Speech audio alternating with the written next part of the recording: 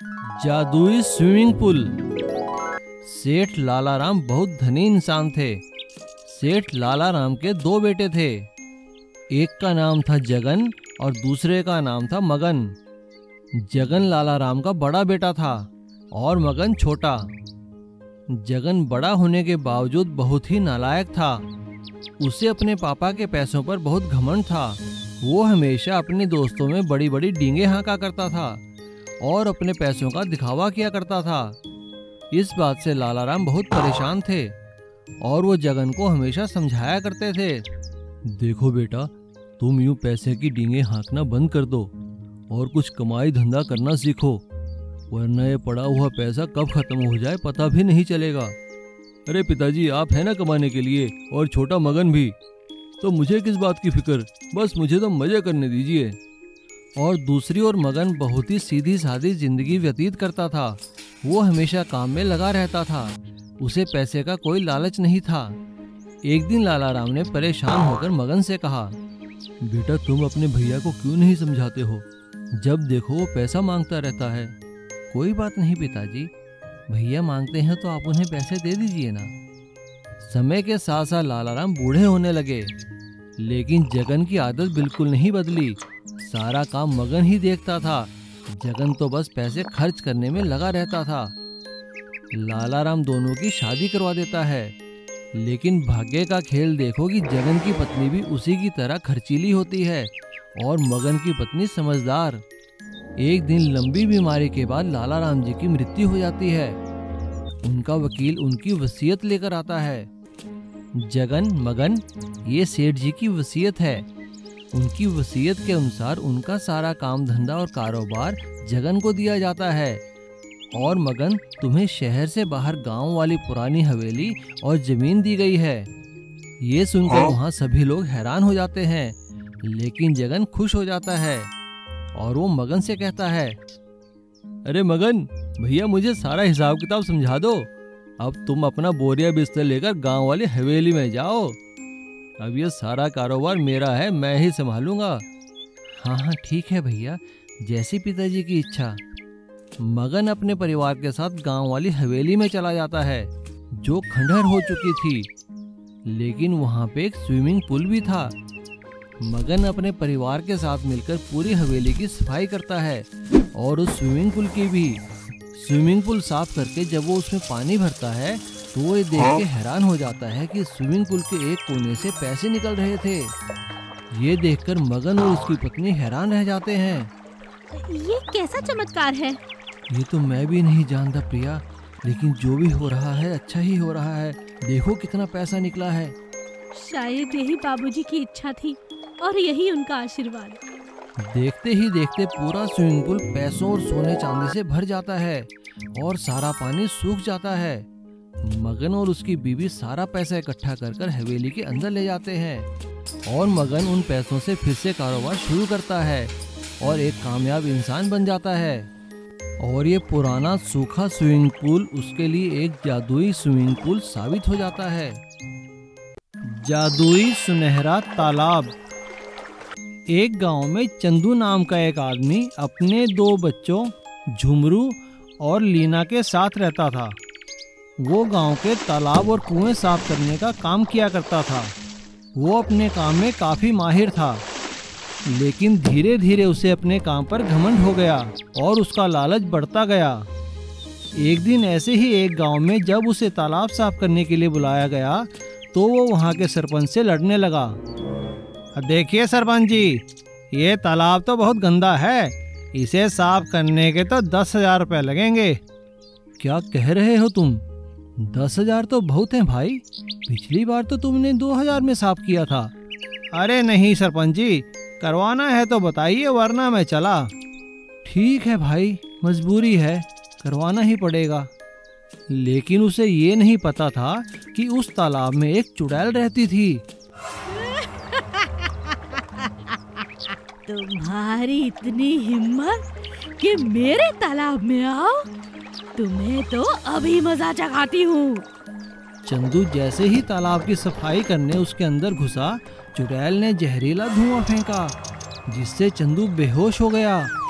चंदू की जान तो बच गई, लेकिन वो अब काम करने लायक नहीं बचा। उसे बीमार देखकर उसके बच्चे परेशान हो गए। भैया, पापा तो बीमार हो गए, अब हम क्या करेंगे? कोई बात नहीं मुन्नी, हम भी पिताजी का ही काम करेंगे। हम भी जाकर तालाब की सफाई करेंगे। ठीक है भैया। अगले दिन दोनों बच्चे चंदू का सामान लेकर उसी गांव पहुंचे और तालाब की सफाई करने में लग गए। बच्चों को तालाब की सफाई करता देख चुड़ैल हैरान हो गई। अरे, ये बच्चे यहाँ क्या कर रहे हैं? चलकर छुपकर इनकी बातें सुनती हूँ, क्या कर रहे हैं भाई बहन। चुड़ैल छुपकर उन दोनों की बातें सुनने लगती है। तभी गांव का सरपंच वहां आकर बच्चों से कहता है, अरे बच्चों, तुम यहाँ क्या कर रहे हो? आज तुम्हारे पापा नहीं आए तालाब साफ करने? नहीं सरपंच जी, पिताजी की तबीयत बहुत खराब है। हमारे पास पैसे भी नहीं हैं उनके इलाज के लिए, इसीलिए तालाब की सफाई अब हम करेंगे। ठीक है बच्चों, जैसा तुम्हें अच्छा लगे। सरपंच के वहां से जाने के बाद दोनों बच्चे तालाब साफ करने में लग जाते हैं।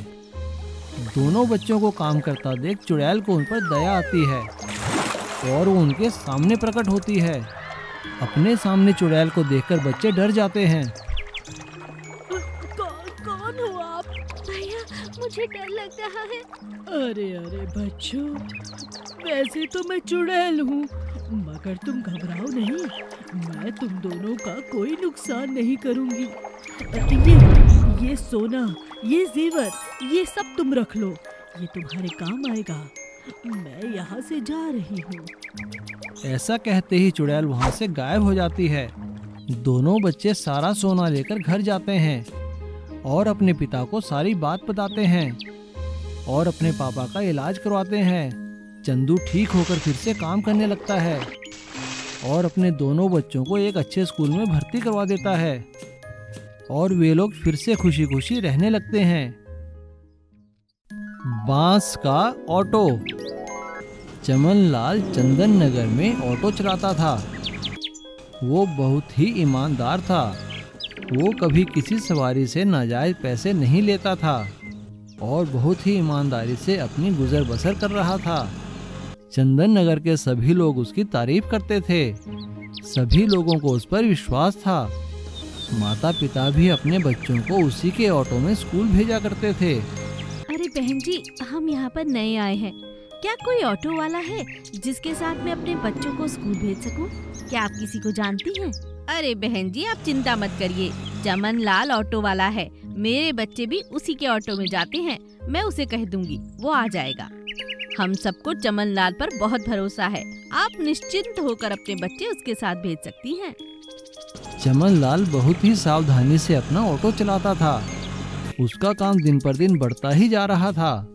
लेकिन अचानक एक दिन रात को जब वो सवारी छोड़कर घर वापस आ रहा था, तभी एक कार ने उसके ऑटो को टक्कर मार दी और चमनलाल का ऑटो पलट गया।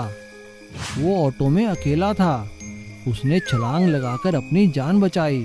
कार वाला उसे टक्कर मारकर भाग गया। किसी को चोट तो नहीं लगी, लेकिन उसका ऑटो टूट गया। ये देखकर चमनलाल बहुत दुखी हुआ। हे भगवान, तूने मुझे किन पापों की सजा दी है? मैंने तो कभी किसी का बुरा नहीं किया, अब मैं क्या करूँगा? मैंने तो सारे पैसे अपनी बिटिया की पढ़ाई लिखाई में खर्च कर दिए हैं, अब मैं क्या करूँगा? कैसे नया ऑटो बनाऊँगा? वो एक क्रेन द्वारा अपने ऑटो को उठाकर अपने घर के आंगन में रख देता है। अगले दिन सुबह वो दुखी मन से अपने ऑटो को देख रहा था और सोच रहा था कि अब वो क्या करेगा। लेकिन अचानक तभी आंगन में उगे बांस देखकर उसे एक आइडिया आया। उसने अपने औजार उठाए और ऑटो की बॉडी बांस से बनाने लगा, क्योंकि ऑटो की मशीनरी तो बिल्कुल ठीक थी। ये देखकर उसकी पत्नी ने कहा, अरे अरे, क्या शोर मचा रखा है? हे भगवान, भला बांस का भी कोई ऑटो बनता है? क्या ठोक पीट सुबह सुबह लगा दी तुमने। ये एक्सीडेंट के बाद तो लगता है तुम्हारा दिमाग ही खराब हो चुका है। तुम देख लेना चंपा रानी, मैं बांस का एक ऐसा ऑटो बनाऊंगा कि लोग देखते रह जाएंगे। और ठीक वैसा ही हुआ। चमनलाल की मेहनत रंग लाई। उसने अपने ऑटो पर बांस की एक बहुत अच्छी बॉडी बना दी और उसका ऑटो फिर से सड़क पर चलने लगा।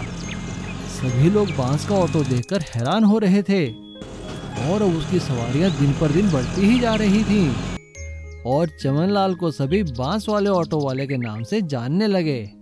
और इस तरह चमनलाल की एक तरकीब ने उसकी किस्मत के रास्ते खोल दिए।